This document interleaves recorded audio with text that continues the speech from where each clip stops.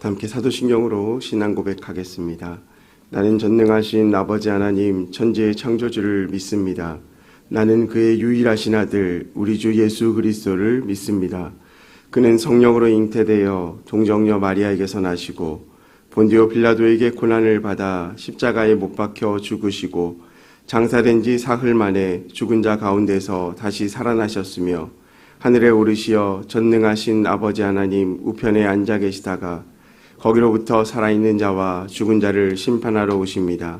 나는 성령을 믿으며 거룩한 공교회와 성도의 교제와 죄를 용서받는 것과 몸의 부활과 영생을 믿습니다. 아멘. 다 함께 찬송가 453장 찬양하겠습니다. 찬송가 453장입니다. 예수 더 알기 원하네. 크고도 넓은 은혜와 대속해 주신 사랑을 간절히 알기 원하네. 내 평생의 소원, 내 평생의 소원, 대속해 주신 사랑을 간절히 알기 원하네. 성령이 스승 되셔서 진리를 가르치시고 거룩한 뜻을 깨달아 예수를 알게 하소서.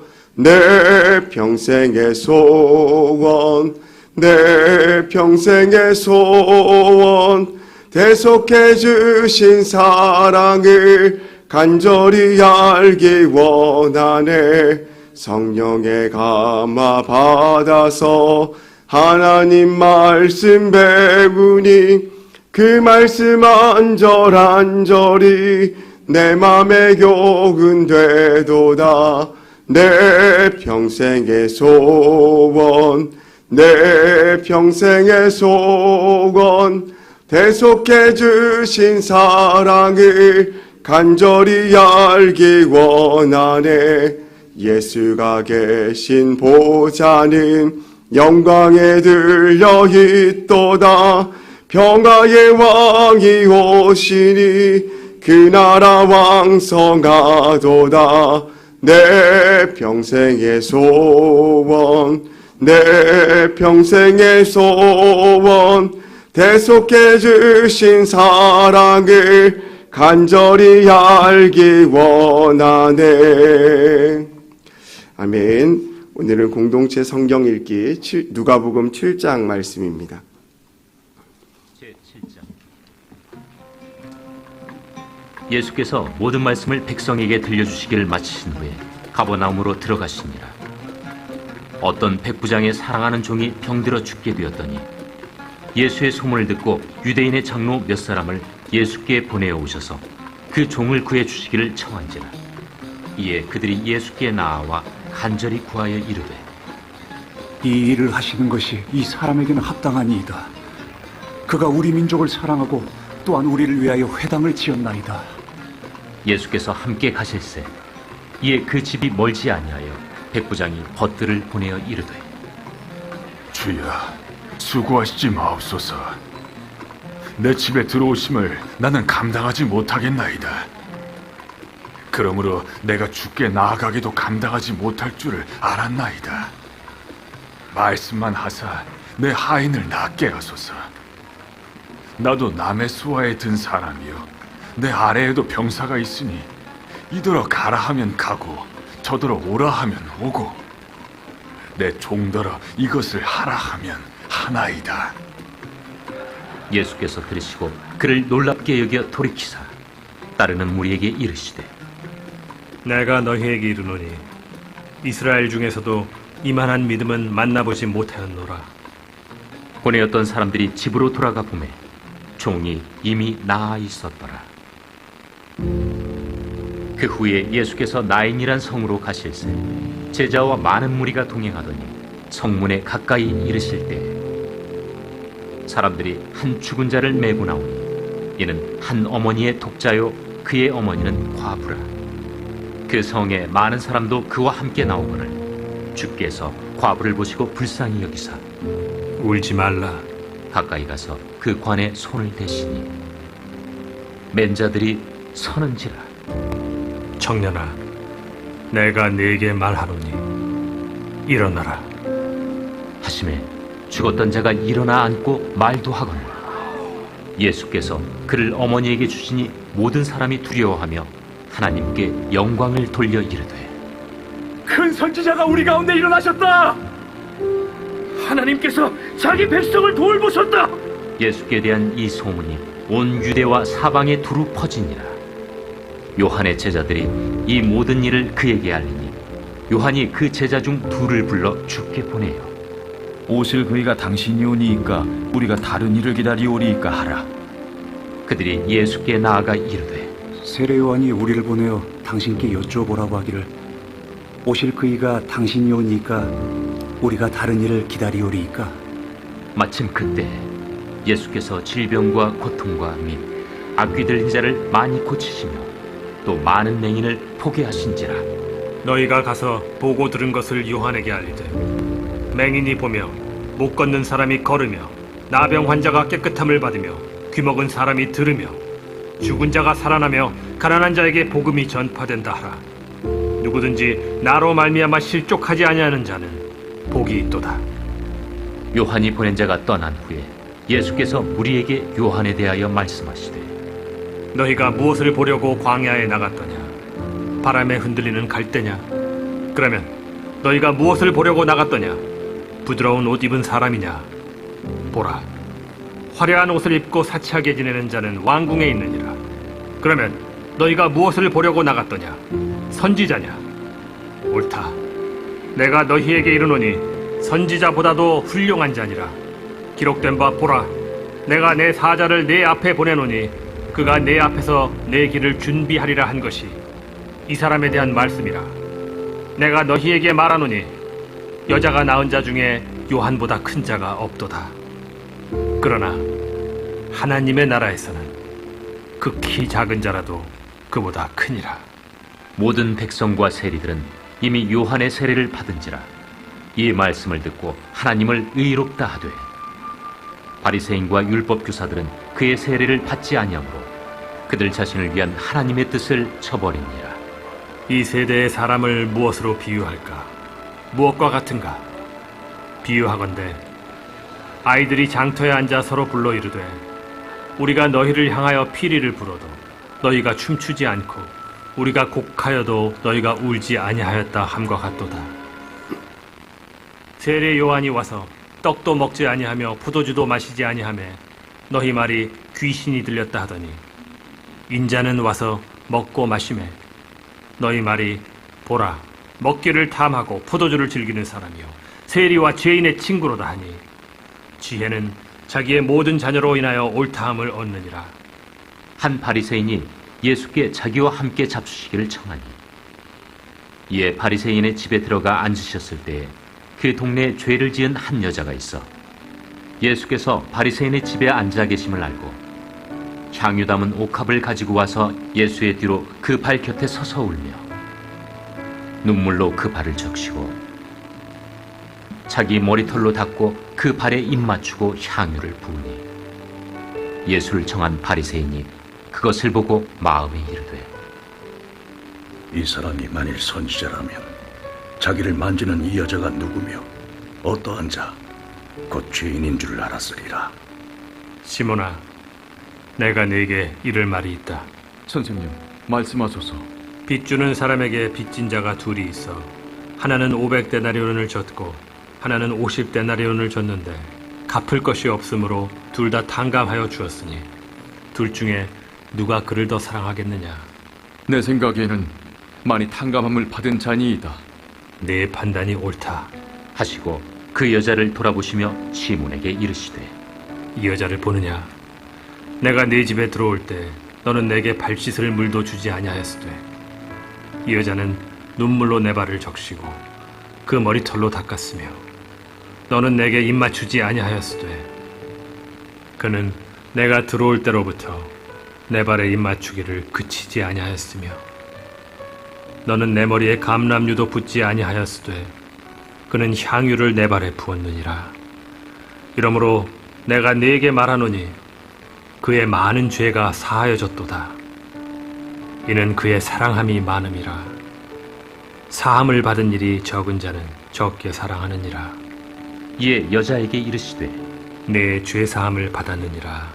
함께 앉아있는 자들이 속으로 말하되 이가 누구에게 죄도 사하는가? 예수께서 여자에게 이르시되 내 믿음이 너를 구원하였으니 평안히 가라. 아멘. 오늘 함께 보실 하나님의 말씀은 누가복음 11장 45절 말씀입니다.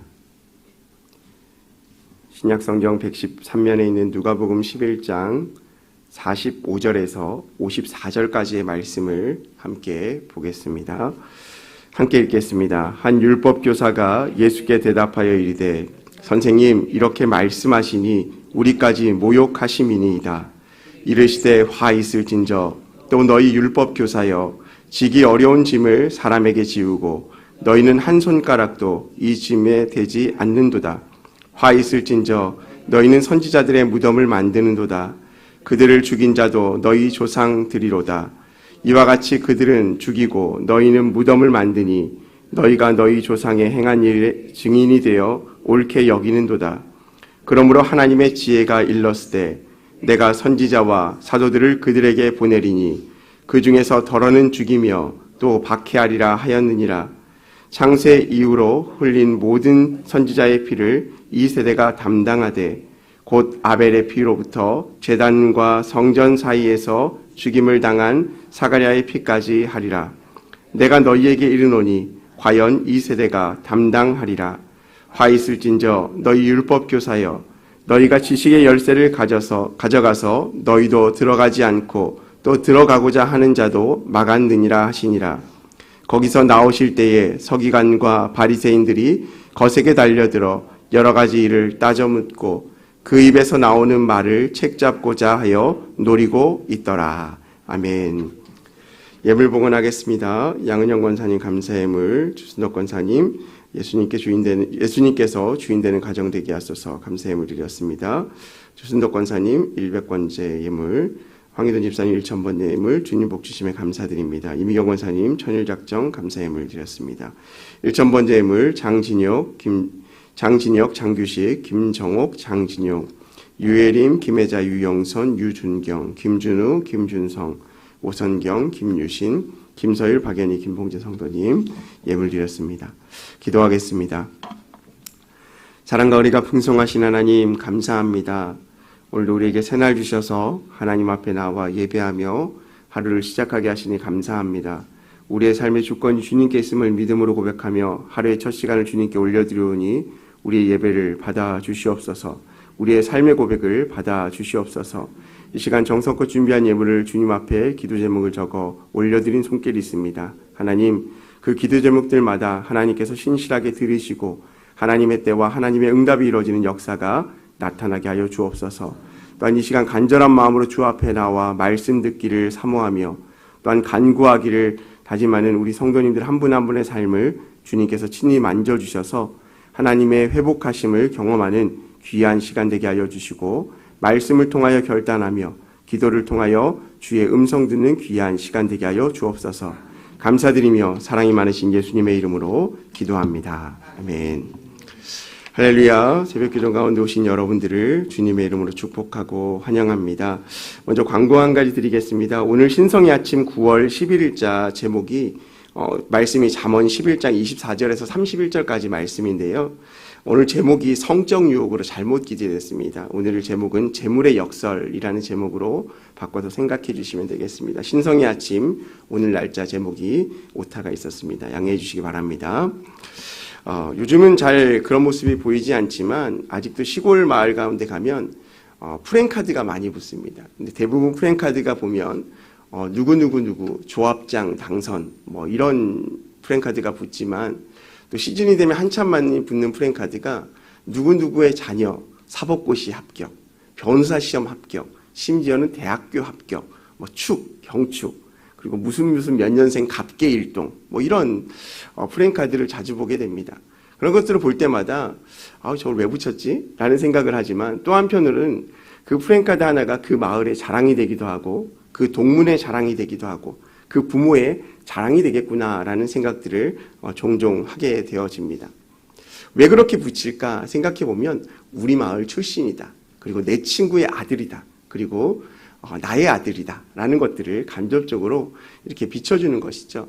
그래서 이런 말이 있습니다. 자식은 부모의 거울이다. 라는 말이 있죠. 자식의 모습을 통하여 부모의 그 인성과 참된 마음을 볼 수 있다라는 의미일 것입니다. 그래서 어른들이 그 자녀를 보면 그 부모의 성품과 마음을 알 수 있는 거죠. 그래서 자녀를 가정에 사위를 드린다거나 또 며느리를 드린다거나 할 때 그 자녀의 성품과 인성을 보면 결국 부모님이 어떤 사람인지 알게 되고 또 상견례를 하다 보면 부모님과의 그런 대화를 통하여서 미래의 자신의 가족이 될 이 자녀에 대한 마음을 품게 되기도 합니다. 그만큼 사람의 모습이 참 중요하다라는 생각들을 하게 됩니다. 근데 중요한 건 우리가 이런 긍정적인 메시지만 있는 것이 아니라 때로는 자녀의 버릇없는 모습을 통하여서 부모를 욕하기도 하고 또 시대가 바뀌어서 이제는 학교에서나 여러 방면으로 자녀를 질타하게 되면 부모님들의 마음이 내가 잘못 가르쳤구나, 내가 가정교육이 잘못됐구나 이렇게 자신의 삶을 돌아보기보다는 누가 우리 귀한 자녀를 뭐라고 하느냐, 무엇이 잘못됐기에 우리 가정을 무엇라고 하느냐라고 오히려 대치하는 상황들을 보게 되어집니다. 요즘에 뉴스에서 잘 보이는 것처럼 교권이 땅에 떨어졌다라는 이유가 무엇입니까? 학교에서 선생님들의 가르침과 질책에 대한 부모님들의 받아들이지 못하는 겁니다. 자녀들이 힘들어하고 어려워하는 그것을 통하여서 부모님들이 여러 방면으로 교사들에게 스트레스를 주고 또 그것을 통하여서 심지어는 자신의 목숨까지 끊는 그런 안타까운 일들이 벌어지고 있는 일이 현실입니다. 더 이상 누구에게 자신의 삶을 보여주기보단 인정받기보다는 나는 나대로 살아가겠다라는 개인주의가 팽배하고 있는 것이 지금의 시대임을 보게 되어집니다. 그래서 지나가다가 자녀들을 책망하고 질책하고 또 선도하는 일을 한다는 것 자체가 지금 시대는 참 어렵습니다. 많은 사람들이 학생들이 흡연을 하고 또 불법을 저지르는 일들을 통해서 옛날 어른들은 그들을 직접적으로 질책했지만 요즘은 그들을 직접적으로 질책하지 못합니다. 현실의 어려움이 있죠. 그리고 잘잘못을 따질 때 분명히 잘못한 것이 있지만 그 잘못에 대해서 직접적으로 얘기하는 것이 어려운 시대입니다. 왜냐하면 누구나 다 그 집의 귀한 자식이기도 하고 또 내가 다른 사람을 질책할 만큼 우리의 삶이 그렇게 또 자신할 수 없기 때문일 수도 있습니다. 분명한 것은 우리가 다른 사람들에게 이런 질책을 듣는 것에 대해서 좋아하는 사람은 아무도 없다라는 겁니다. 아무리 자녀에 대해서 우리가 많은 권한을 가지고 있지만 자녀에 대한 책망을 한다면 어떤 마음이 들까요? 누구나 다 마음에 분노가 일게 될 것입니다. 오늘 말씀에 등장하는 율법교사가 있습니다. 이 율법교사는 오늘 말씀을 통하여서 긴 말씀 45절부터 54절의 말씀을 통하여서 예수님께 대적하고 있습니다. 45절 말씀에 보니까 한 율법교사가 이렇게 말하고 있습니다. 한 율법교사가 예수께 대답하여 이르되 선생님 이렇게 말씀하시니 우리까지 모욕하심이니이다 라고 말합니다. 이게 무슨 말입니까? 앞선 말씀을 통해서 예수님께서는 이 바리새인들의 외식에 대해서 질책하셨습니다. 그런데 이 바리새인들의 외식에 대해서 화 있을진저라고 질책하는 그 모습을 통하여서 오늘 그 자리에 함께 있던 율법교사들이 이렇게 반응합니다. 예수님 당신이 지금 바리새인들을 책망하는 것은 그들만을 책망하는 것이 아니라 그들에게 율법을 가르치고 그들을 교육하였던 지금 이 자리에 있는 우리들 율법교사들까지 책망하는 것입니다 라고 말씀하고 있는 겁니다. 무슨 말입니까? 내 자녀를 욕하지 마십시오. 내 자녀를 욕하는 건 나를 욕하는 것과 똑같습니다. 당신이 뭐길래 내 자녀를 욕하고 있습니까? 무엇이 잘못했길래 당신이 그것을 탓할 만큼의 그런 자격이 있습니까를 지금 논하고 있는 겁니다. 여러분, 지금 율법교사들은 바리새인들을 책망하신 예수님을 못마땅하게 생각하고 있습니다. 왜 그렇습니까? 바리새인들은요, 율법을 실천하는 사람들이에요. 그럼 율법교사들은 누굴까요? 오늘 53절에는 서기관이라고 나와 있는데 사실 이 서기관과 율법교사들을 동일한 의미로 생각할 수도 있습니다. 서기관과 율법교사들은 어떤 사람들입니까? 말씀을 연구하는 사람들이에요. 말씀을 가르치는 사람들이에요. 그러니까 다시 말하면 바리새인들은 그 말씀의 가르침을 통하여서 생활 가운데 말씀을 실천하는 사람이 바리새인들이고요.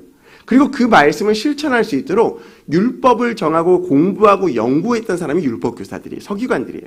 그러니까 오늘 바리새인들에게 화 있을진저 당신들이 그렇게 살면 안 됩니다. 하나님 말씀을 그렇게 실천하면 안 됩니다라고 질책했을 때 도리어 그 말씀을 가르쳤던 바리새인들에게 가르쳤던 율법의 의미를 가르쳤던 이 율법교사들까지 질책하는 것과 같다라는 거예요.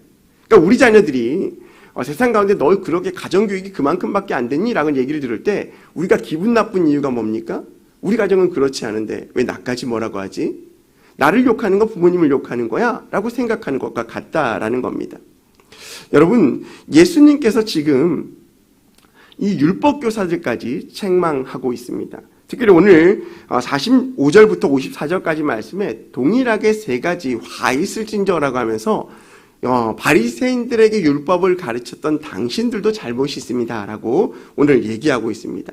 특별히 46절 말씀에 뭐라고 나와 있습니까? 45절, 46절 말씀에 보면 45절 말씀 보면 율법교사가 선생님 모욕합니다라고 말하고 46절 말씀에 보니까 화 있을진저 또 너희 율법교사여 지기 어려운 짐을 사람에게 지우고 너희는 한 손가락도 짐을 대지 않는다라고 말하고 있습니다.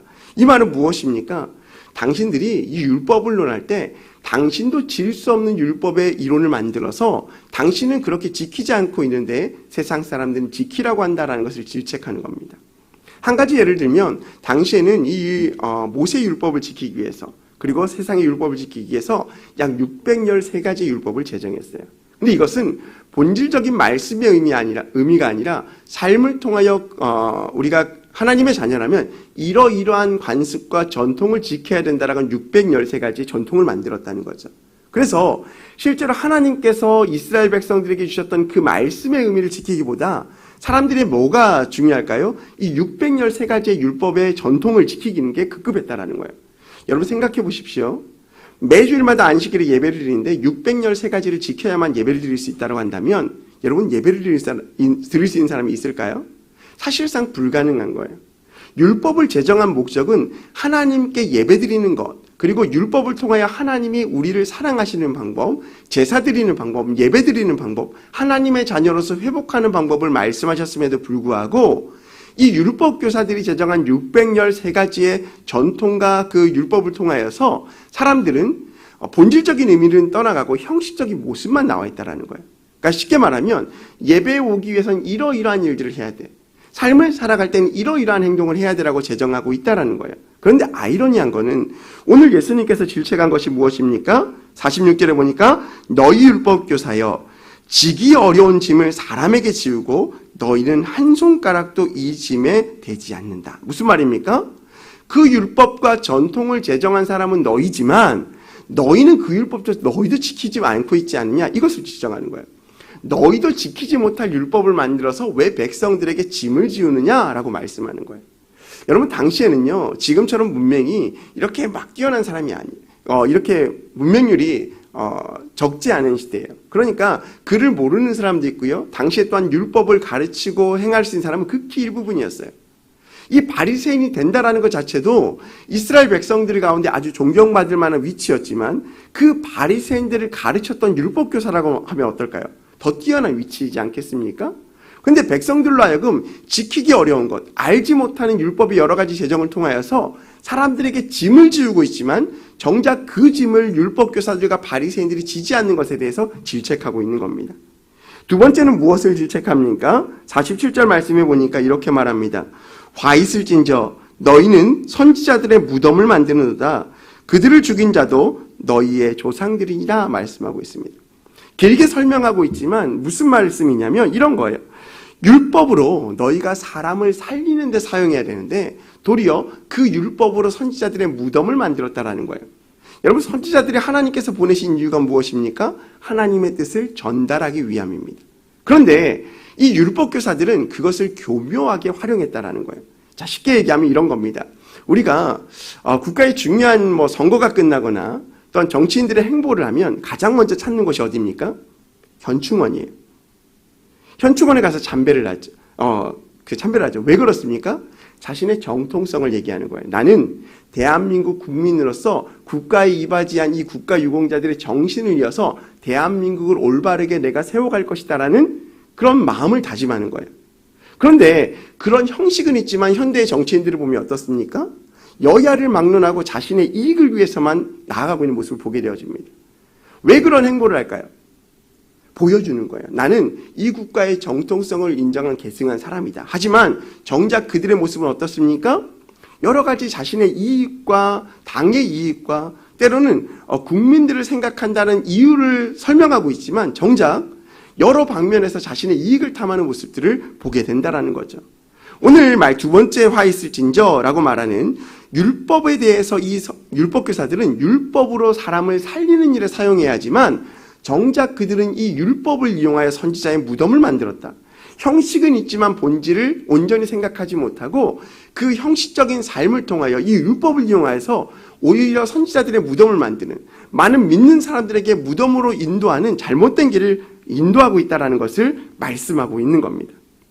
세 번째는 무슨 문제가 있습니까? 52절 말씀에 보니까 화 있을진저 너희 율법교사여 너희가 지식의 열쇠를 가져가서 너희도 들어가지 않고 또 들어가고자 하는 자도 막았느니라 하는 자. 자, 오늘 52절 말씀에 율법교사에게 무엇을 가진 자라고 말하고 있습니까? 지식의 열쇠를 가진 자예요. 여러분 그렇습니다. 율법교사는 하나님의 말씀을 연구하였고 그 말씀을 인도할 수 있는 능력이 있는 사람들이에요. 그러니까 우리 많은 사람들의 무지한 지식의 문을 열 수 있는 지식의 열쇠를 가진 사람이에요. 여러분 열쇠가 어떤 역할을 합니까? 문을 여는 역할입니다. 특별히 오늘 율법교사들이 가진 열쇠가 어떤 열쇠라고 말하고 있죠? 지식의 열쇠예요. 그 말은 많은 백성들에게 말씀을 올바르게 인도하고 올바른 문으로 들어가게 할 수 있는 능력이 있는 사람이라는 거예요. 그런데 예수님이 질책하고 있는 것이 무엇입니까? 지식의 열쇠를 가졌음에도 불구하고 너희도 들어가지 않고 그 열쇠를 가졌음에도 불구하고 문을 열지 않았다라는 거예요. 또 들어가고 싶어하는 자에게도 그 문을 막고 열쇠를 열어주지 않는 어리석은 자다라고 질책하고 있는 것입니다. 무슨 말입니까? 이 율법교사들이 자기 자만에 빠져서 오히려 하나님의 온전한 길로 인도하고 온전한 문으로 인도해야 하지만 그 문을 열지도 않고 자신도 그 율법을 알매도 불구하고 그 말씀을 실천하지 않는 모습을 질책하고 있는 것입니다. 여러분 오늘 율법교사들에게 예수님께서 화 있을진저라고 하는 이유가 무엇입니까? 그들은 하나님의 대리인을 자처합니다. 하나님의 말씀을 많이 알고 있다라고 자처합니다. 누구보다 지식에 충만한 자로 이야기합니다. 하지만 정말 그들이 온전하게 하나님의 복음을 전하고 하나님의 말씀을 전해야 함에도 불구하고 그 말씀을 온전하게 인도하지 못하고 자신의 뜻대로 자신의 이익만을 쫓아 살아가고 있는 모습을 예수님께서 질책하고 있다라는 것입니다. 이런 의미에서 본다면 우리가 이렇게 적용할 수 있을 것 같아요. 나는 율법교사 아닌데요. 말씀에 그렇게 통달하지 않아요. 나는 그렇게 똑똑하지 않기 때문에 오늘 말씀과는 관계가 없는 것 같아요. 라고 이야기할 수 있습니다. 하지만 다른 의미로 생각해 보면 우리가 이런 모습으로 세상 가운데 살아가고 있지 않는지 생각해 볼 수 있어야 됩니다. 무슨 말입니까? 우리 안에 우리가 생각해놓은 하나님을 믿는 백성으로서 이렇게 살아가야 한다라는 형식적인 신앙의 모습들이 너무나 많아요. 하나님을 믿는다면 이렇게 살아가야 하지 않을까? 내가 하나님의 사람이라 이렇게 살아가고 있는데 다른 사람들은 왜 이렇게 살아가고 있지 않지? 내가 생각해왔던, 내가 믿어왔던 하나님의 율법의 잣대로 다른 사람들을 판단해요. 그리고 율법의 잣대의 기준에 못 맞추면 저 사람은 신앙에 있어서 낙제점이야. 내가 생각하는 그런 정도의 사람이 아니야 라고 다른 사람을 판단하기도 합니다. 그리고 때로는 내가 지켜왔던 여러 가지 율법의 행보, 말씀의 그런 기준에서 내가 그렇게 살아왔기 때문에 나는 영적으로 좀 더 우월한 사람이야 라고 자신을 생각할 수 있습니다. 그런 우리에게 오늘 예수님께서는 화 있을진저 라고 이야기합니다. 율법을 이론적으로만 가지고 있지 말라고 이야기합니다. 두 번째는 그 율법을 통하여서 사람을 살리는 데 써야지 죽이는 데 쓰지 말라라고 말씀합니다. 세 번째는 내가 알고 있는 그 말씀을 통하여 지식의 문을 열어 그 문 가운데 하나님을 모르는 사람을 인도하라고 말씀하고 있는 겁니다. 사랑하는 성도 여러분, 우리가 때때로 내 안에 있는 바리새인과 율법교사 같은 모습들을 발견해야 합니다. 그리고 그것을 주님 앞에 내려놓을 수 있어야 합니다. 우리의 모습을 통하여 아까 말씀한 것처럼 자식은 부모의 거울이라고 말하는 것처럼 우리의 모습을 통하여 하나님을 보여줄 수 있어야 합니다. 우리의 모습을 통하여 교회 다니는 사람들은 너무나 율법적이야. 교회 다니는 사람은 너무나 형식적이고 교회 다니는 사람들은 너무나 고지식해. 자기밖에 몰라. 너무 이기적이야 라고 생각하는 모습이 보여진다면 세상 사람들 그렇기 때문에 내가 하나님을 믿지 않는 거야로 이야기하는 겁니다. 중요한 건 무엇입니까? 우리의 모습이 하나님의 거울이다라는 것을 기억하시기 바랍니다. 우리의 모습을 통하여 하나님을 믿지 않는 사람들에게 하나님을 전해줄 수 있음을 기억하시기 바랍니다. 우린 연약합니다. 우린 교만합니다. 우린 악합니다. 하지만 그 모든 것들을 주님 앞에 내려놓고 하나님을 의지하고 주님의 모습을 우리의 삶 가운데 드러내고자 한다면 오늘 율법교사를 책망했던 예수님의 모습이 아니라 우리의 삶을 통하여 하나님을 드러내는 모습을 통하여 칭찬하는 그런 모습이 될 줄로 믿습니다. 우리의 삶은 분명 부족함이 있지만 언제나 하나님을 닮아가기를 힘쓰는 저와 여러분 되셨으면 좋겠습니다. 오늘날의 삶을 통하여 하나님께 책망받는 삶이 아니라 하나님께 칭찬받는 삶이 되기 원하고 오늘날의 삶을 통하여 나의 모습으로 하나님의 모습이 비추어지는 귀한 하루의 삶을 살아가는 저와 여러분의 삶이 되시기를 주님의 이름으로 소망합니다.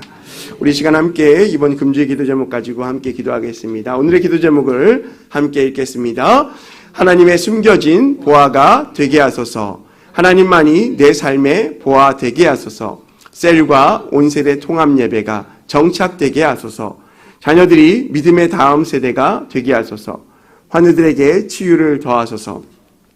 지난 이번 주간 주님께서 주신 우리의 말씀을 기억하면서 우리의 삶 가운데 숨겨진 보화를 찾게 하시고 우리의 삶 자체가 하나님의 보화가 되기를 위하며 또한 우리가 시작되고 있는 온세대 통합 예배와 셀 모임을 위해서 또한 자녀들이 믿음으로 온전히 세워지기를 위해서 교회 환우분들을 위해서 또한 오늘 말씀을 통하여서 은혜 주신 것들과 우리의 개인의 제목을 가지고 우리 함께 하나님 앞에 주여 삼창하시고 간절한 마음으로 기도하겠습니다.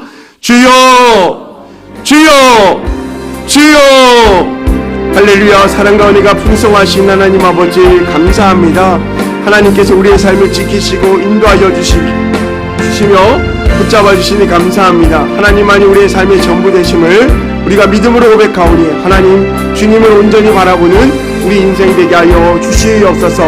하나님만을 의지하며 하나님만을 바라보며 사는 인생 되게 하여 주시고 세상의 기준이 오직 주님의 말씀의 기준 가운데 살아가는 우리의 삶이 되게 하여 주시옵소서. 하나님이 우리의 삶의 진정한 보화됨을 우리가 기억하게 하여 주시고 하나님께서 하나님의 때를 우리에게 허락하시며 하나님의 기막힌 타이밍 가운데 우리를 인도하실 것들